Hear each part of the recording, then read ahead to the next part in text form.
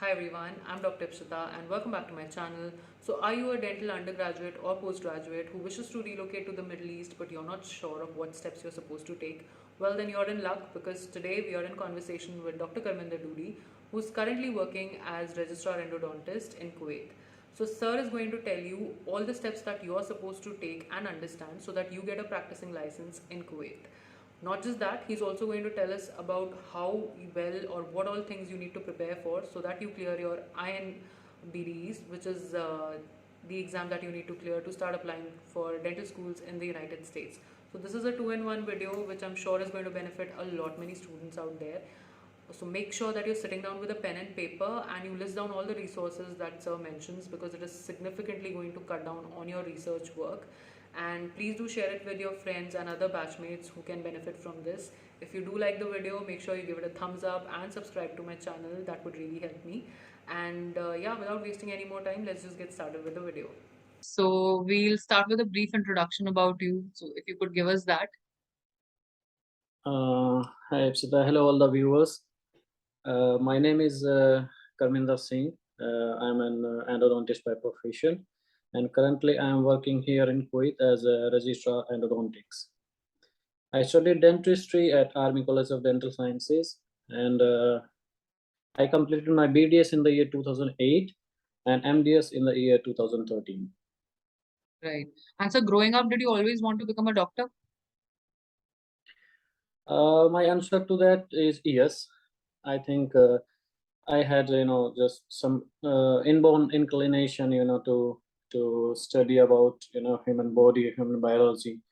So yes, I think it was there. And also, I remember one incident where I was in ninth grade and I was reading a book from 12th grade, and I was reading about kidney function.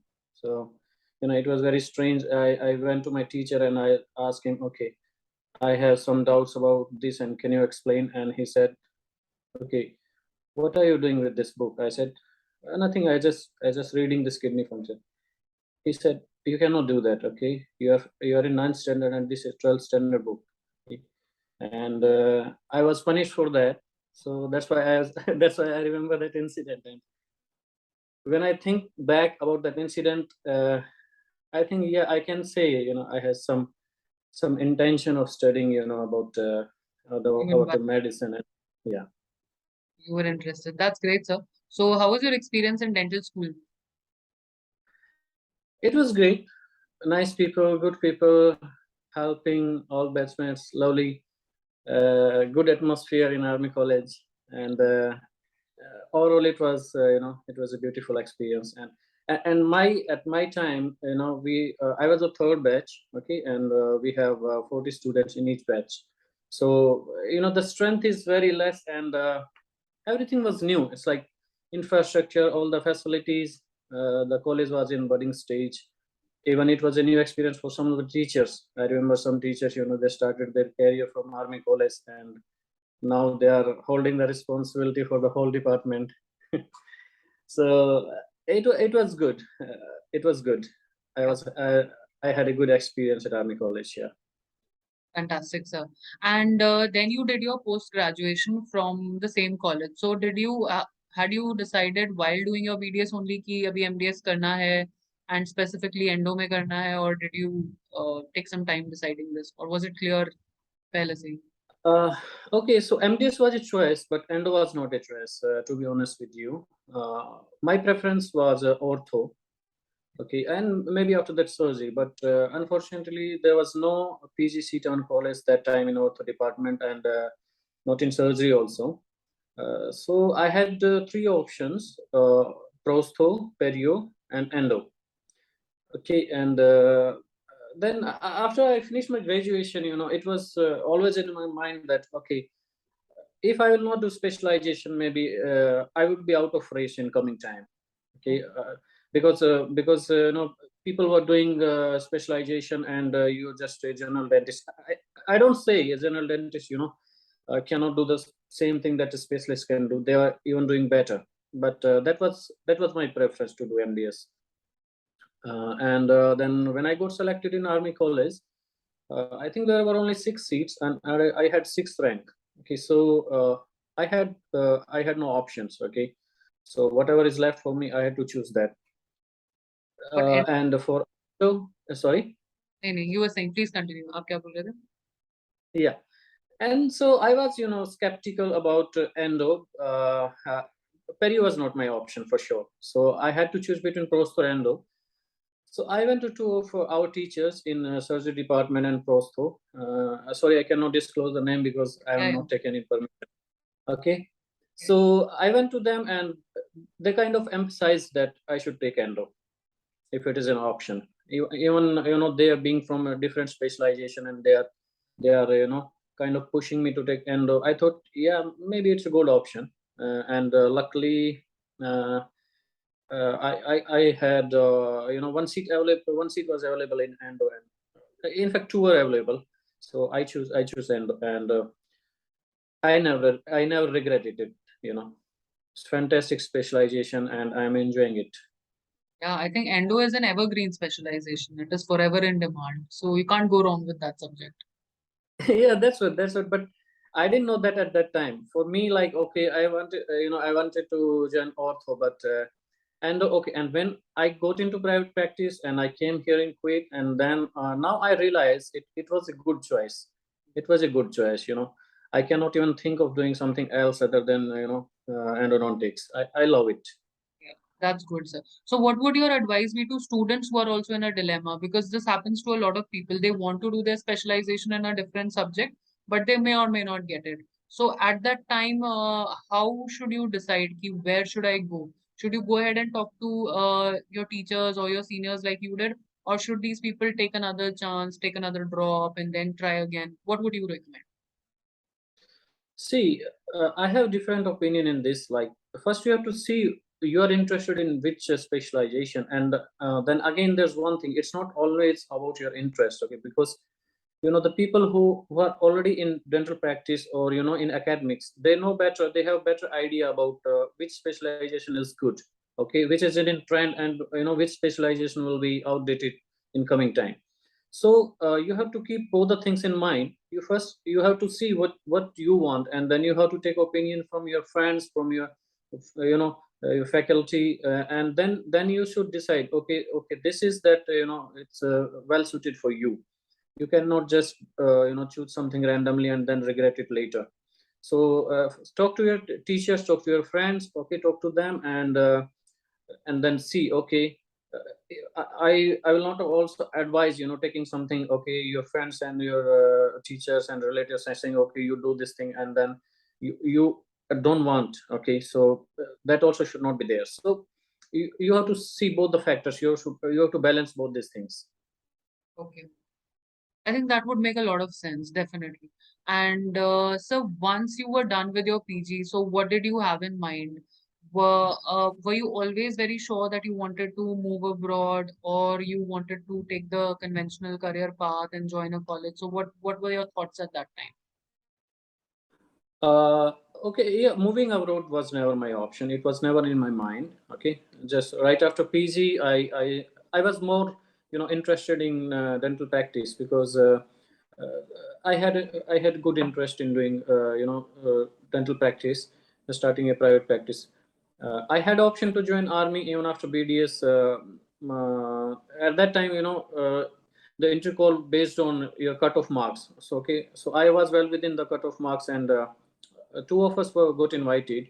I didn't join. I joined MDS, and after my PG, army was never my preference. So I started my dental practice. Moving here, Kuwait was not in my mind, and after just 2 years of dental practice, I realized that it's not a platform for me.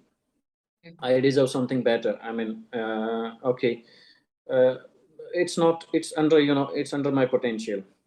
So then, by that time, I got a call from one of our senior from our college. Okay, again, I cannot take the name here. So he called me and he said, "Okay, why don't you come here?" I said, "Okay," and that's it. That's it. I came here. I gave my exam. I passed my exam, and I started this registrar endo. Okay. And so, sir, what does the process look like for Middle East? Since you're based at Kuwait right now, what is how does it go for somebody who's done BDS also and somebody who's done a specialization like you? I'm sure there are two licenses with which you can go over there, isn't it? A general and a specialist one. So what is the Yes. process? So if you could just tell us how the what the process looks like. For general dentists, I mean the pattern of the exam is same. See, in every Middle East country, like if you talk about Dubai, it's online exam. Okay, DHA, Dubai Health Authority, and then we have for Abu Dhabi, that is Health Authority of Abu Dhabi had. So uh, if you want to migrate to those countries, okay, so you can have your dental license even without getting a job, Okay. right? I mean, you can have your dental license, you can appear for online exam. Once you clear the exam, you will have your license in your hand, and straight away you can start looking for job. Okay. But here in Kuwait, it's different. First, you need to have a sponsor. First, you find a sponsor uh, who can offer you a job. Okay, and after you secure a job, then the sponsor on behalf of you, they will apply for your exam. Okay. Okay, like if I am endo, they will apply for my exam for endo, and yeah. So once, what does it mean? It means that first you need to have a job, and then only you can get a license, right? Yeah. Okay, now coming to BDS and MDS, see the eligibility criteria is different for different countries. As far as Kuwait is concerned, if you want to have a specialist job here, you need to have 3-year experience after your MDS. Okay. And for a BDS, straight away you can come here. Okay, the exam will be of general dentistry. It will consist of interview and maybe a written exam. Here, this all the exam happen in ministry. Here they call it. They don't say it a government hospital. Say in the Ministry of Health. Okay, they have different hospitals. So you go there, you will appear for exam, and most probably the head of the department, if you are appearing for a specialist license, most of the time the head of the department will take your exam. And like for me, if you want to know, for me it was a written exam first, and Okay. they told me if we are happy with your written performance, then we will call you for an interview, and after that we will have a we will assess your clinical skills. Okay, they will give you a case for endo. Okay. So once my written part was over, they said, okay, now we will have an interview, and I had almost 1 hour interview.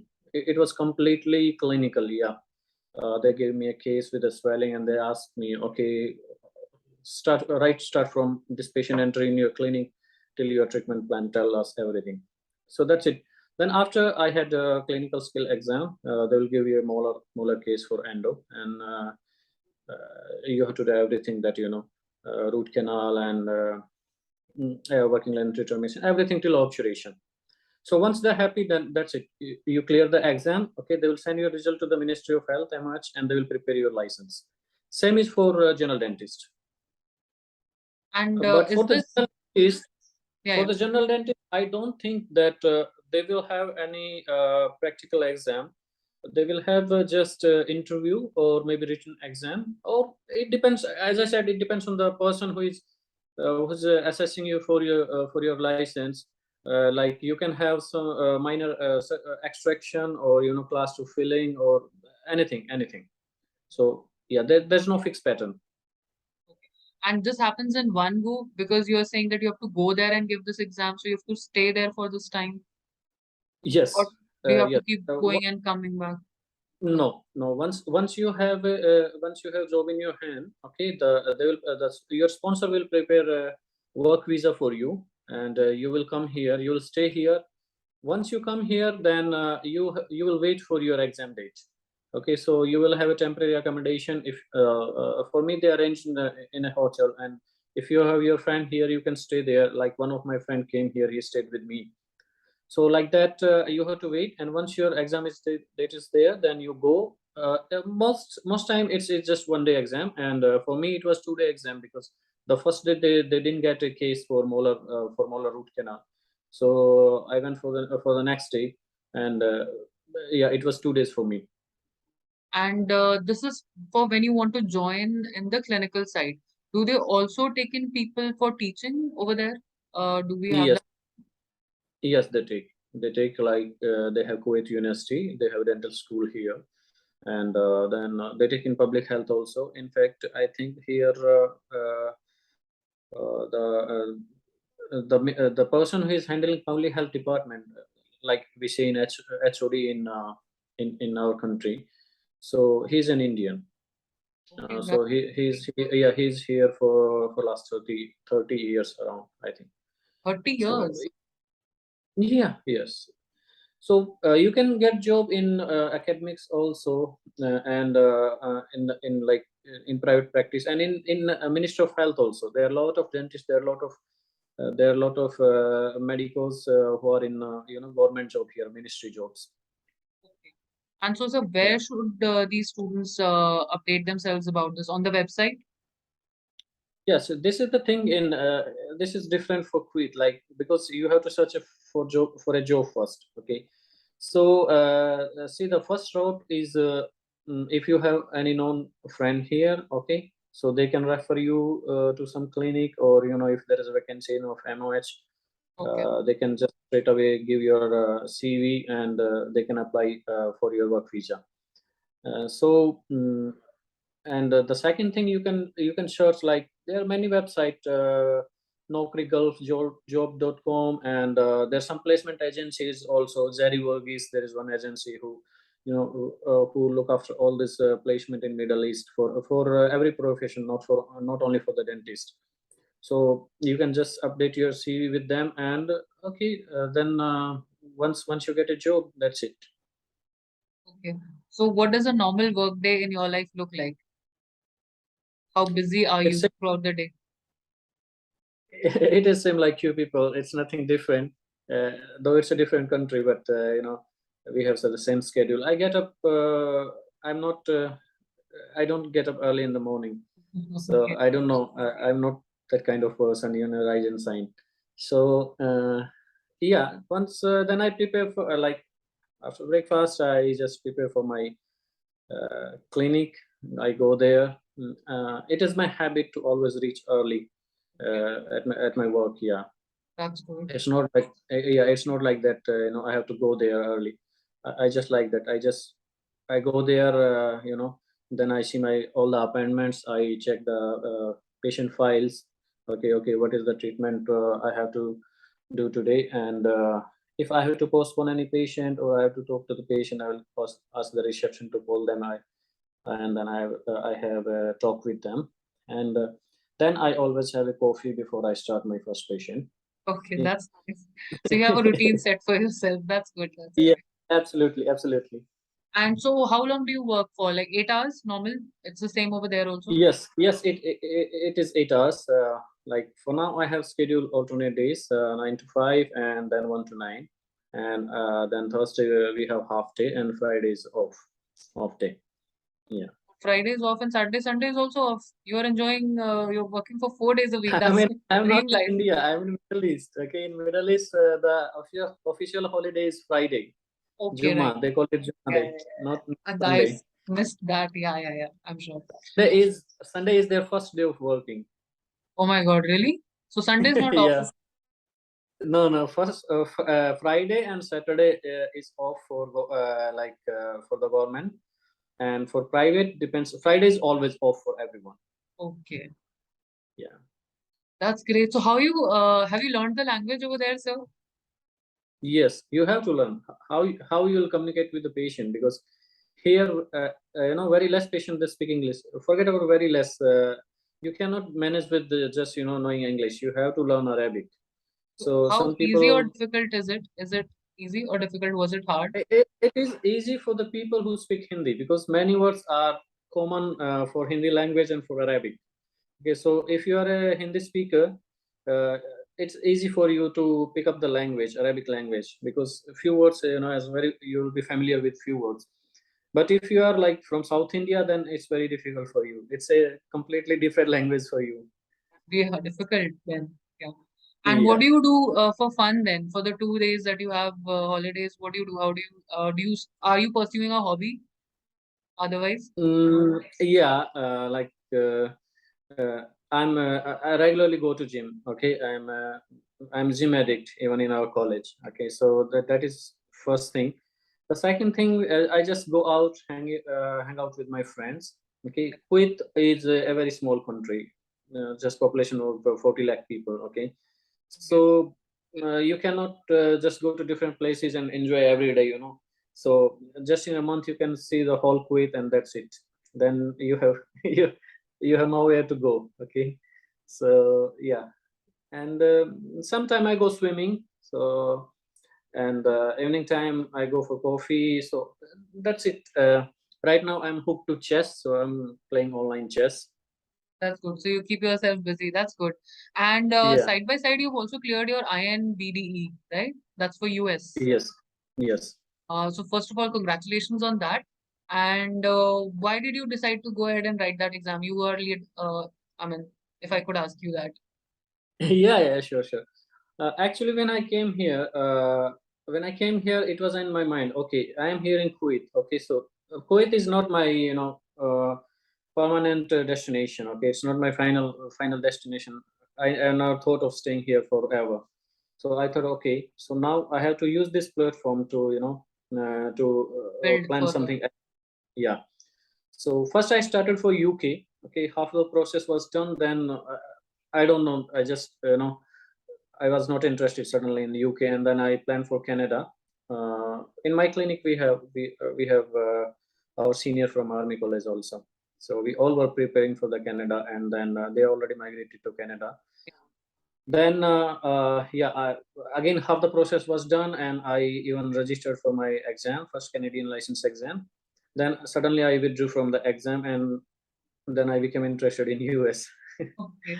So it looks silly, but I don't know. Even I don't understand why I keep on changing my these things. So yeah, The for big US, American then dream. The big American dream is calling you. That's why. it's not big American dream. It's like yeah, okay, you can say that, but I don't think so. So I planned for INBD last year. Okay, so if you want to know the steps how to prepare for INBD and what you have to study and all the process, then I can elaborate on that. Yes, Okay. yes, please, sir. You're a gold mine. You're sitting on so many exams. You already told us about Middle East. If you could, that would be so nice. If you could just tell us about US also. Yeah, yeah. So for the INBD exam, like the first step is because everybody knows that our degree is not valid in US, right? So first we have to do that we have to get our degree evaluated, like for equivalency. Okay, so whatever we study here is equivalent to what program in US. Okay, so there is one agency known as the ECE. Okay, so we that is a credential evaluation agency for US for all the universities. So you have to send your documents. There are two options. Either our entire university, they know all the whole process. You can go there, you can show your original document, and you can pay a fee for the ECU evaluation. They will directly send the document in a sealed envelope to US. Okay, so that is one way. The second way, okay, if you don't want to take headache to go to university and involved on all this thing, so you can send your original documents. Okay, but now your documents are at risk of losing. You are sending your original documents, and once you lose your original document, that's it. Then you everything duplicate documents. So Mm. you send your original documents.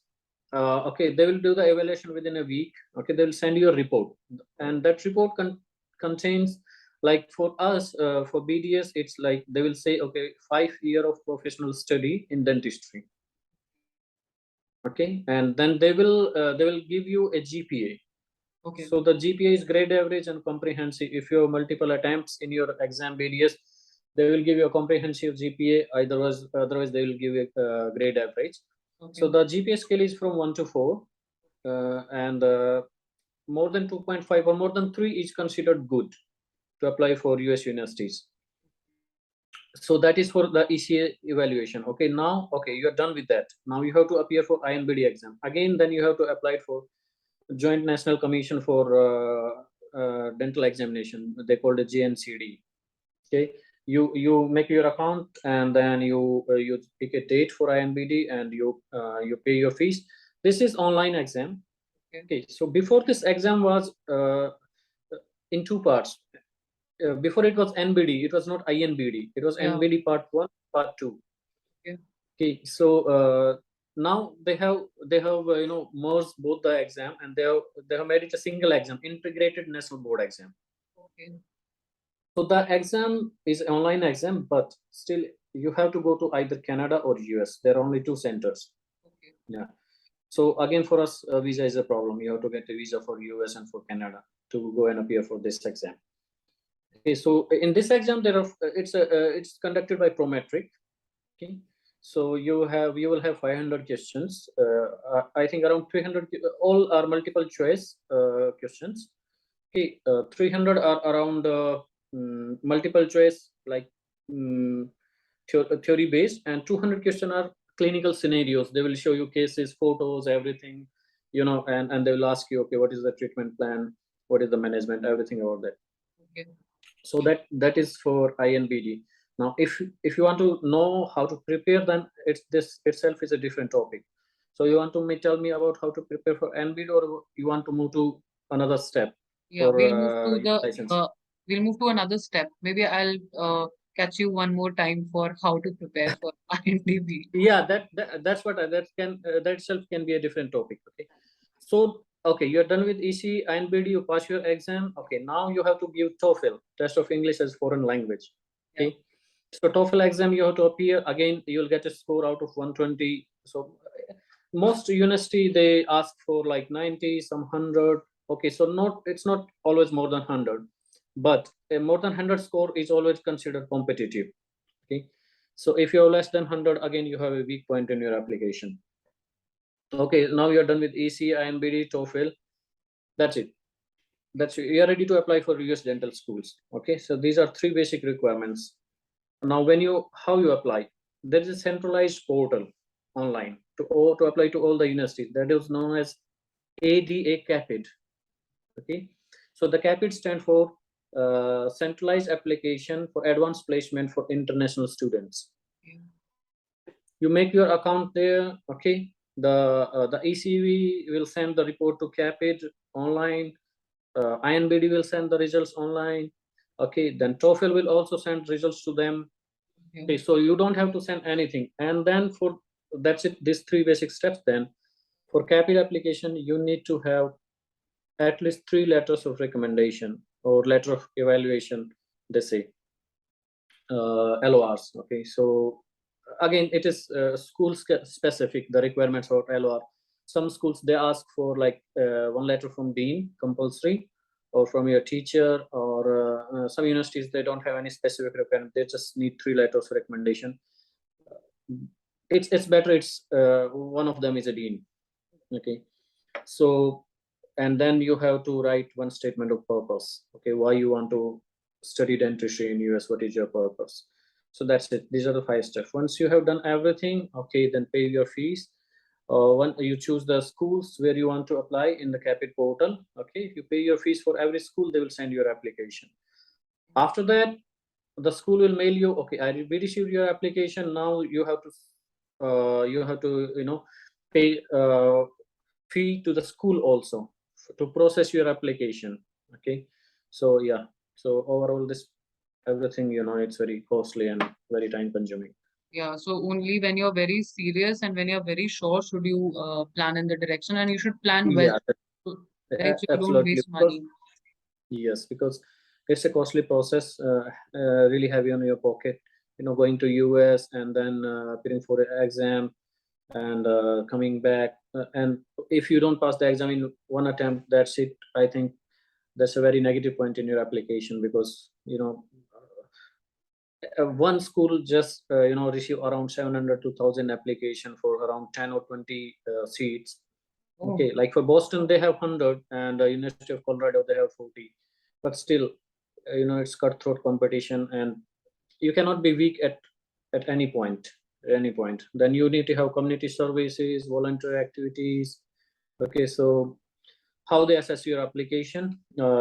Most important is your statement of purpose. Okay, You have to tell your whole story, your whole journey.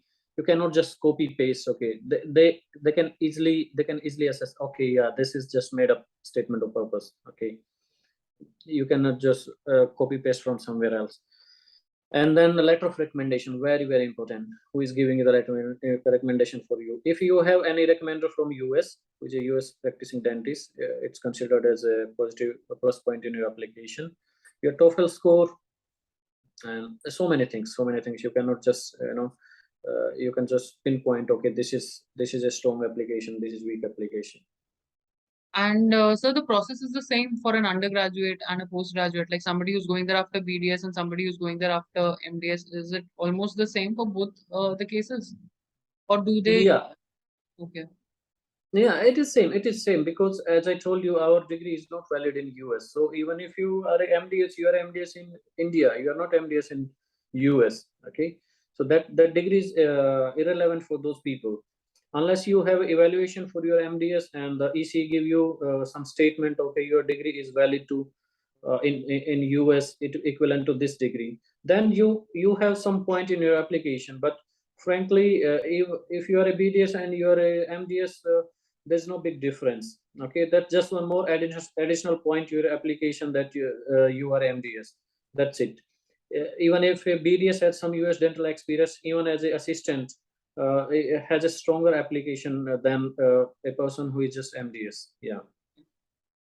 Okay, so there you've given us lots of things to think about actually. So anybody who's planning to migrate should really consider a lot many things and make a list of all these points and then probably plan things with a lot of information. That's great.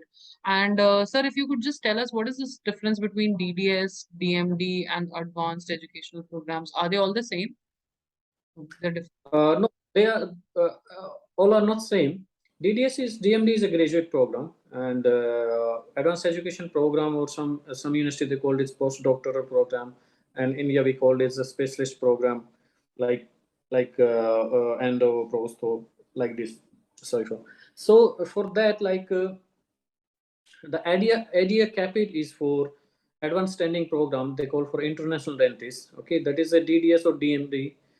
Both are same degrees. Okay, some university they offer DMD, some DDS. Okay, so Got if it. you have both the degrees, you have a license to practice in US. Okay, so there's no big difference. Yeah, the And advanced education program is a specialist training in US. Like for endo, these all are certificate programs, and some universities they also offer MS degree with these programs. Like if I do is endo from University of Buffalo, so they have a certificate program for endo. But at the same time, if I do the same program from Boston, they will give me certificate in endo plus MS endo. Okay, but both are certificate programs. That MS is just for namesake as a degree. Okay, so once you complete this program, then you are eligible to sit for American Association Endodontist exam. okay. Yeah, so it's not like in India, like if you did MDS endo, that's it, you're endodontist. No, you cannot practice unless you clear the exam for American Association of Endodontist. So doing this endo course is just an eligibility to sit for that exam. Okay. Not the guarantee. Okay, yeah, once you clear that exam, then you will have a license to work as an endodontist. Yeah. Thanks for clearing that out. That was a confusion. Yeah, and if someone wants to apply for this advanced education program, then again it's a different portal. Like that is ADA Capit. This is ADA Pass. That is postdoctoral application services. Got it. Yeah. Otherwise, what are your future plans looking like, and what advice do you have to give for the younger lot who is watching you, all BDS and MDS students? See, first, be clear in your mind what you want to do. Okay, don't be confused. Okay, and two things are always important. The most important thing is time. Okay, if you have something in your mind, just go for it. Okay, don't wait for it. You're just wasting your time. You're not doing better for just for waiting. Okay, and always have a plan B. Okay, you cannot be crazy about something. Okay, you cannot be crazy about your dental license. Okay, if you think, okay, you have weak application and you're sure you cannot get, there's no need, just going after it again and again and caught in a vicious cycle of rejection and disappointments. Okay, so always have a plan B. Okay, be flexible. You cannot be just just cannot be stubborn about something. Okay, no, I have to do it. You have to understand your limitations. Everybody has limitations. Okay, you cannot just achieve everything in your life. Okay, if you're not flexible, it's not going to serve any purpose for you. You'll just waste your time. Okay, I've seen people going into depression or something. That's not the way of how you go in your life. Okay, and the second thing is the money. Okay, if you want to have a license for US, it's a costly process. So first you have to see the financial aspect. Okay, even the application is to go in lakhs of rupees, and then you have to spend crore of rupees for your education. So that also you have to understand. Okay, so yeah, and that's it. And if you're determined, okay, go for it. Okay, if you think you have a strong application, just for the sake, don't have money, okay, you can ask for help. Okay, there's no shame in asking for help from your friends or relatives. Okay, you're investing in your education, you're not spending on some poker game. Okay, so they will be happy to help you, and once you achieve everything, okay, that's it. They will be proud of you, you will be proud of yourself. Okay, so you have to be clear what you want to achieve in your life. Okay, and just don't waste your time. That's my advice for younger generation. Thank you so much, sir. I think it makes a lot of sense to be clear and to be very careful with money. So then once you're Yeah, sorted with these two things, then I think everything becomes very, very easy. And all the best for your journey. And I'm sure you'll crack some very nice college in US, and then we'll talk to you about how to get there in specifically more details. And yeah. wishing you all the best in all your future endeavors. Thank you for sparing out time. I know you must be busy. So thank you so much. Thank you, Shweta. Thank you for my having on your channel, and it was lovely talking to you and to all of your viewers. And please subscribe to Ipshita. That's a very good initiative. You are getting a free knowledge. Okay, that's a good thing. People are paying for just to have some advice from the people. So and all the best for your channel, Ipshita. Okay, Thank you so much, keep sir. growing. Thank you so much, sir. Thank you so much.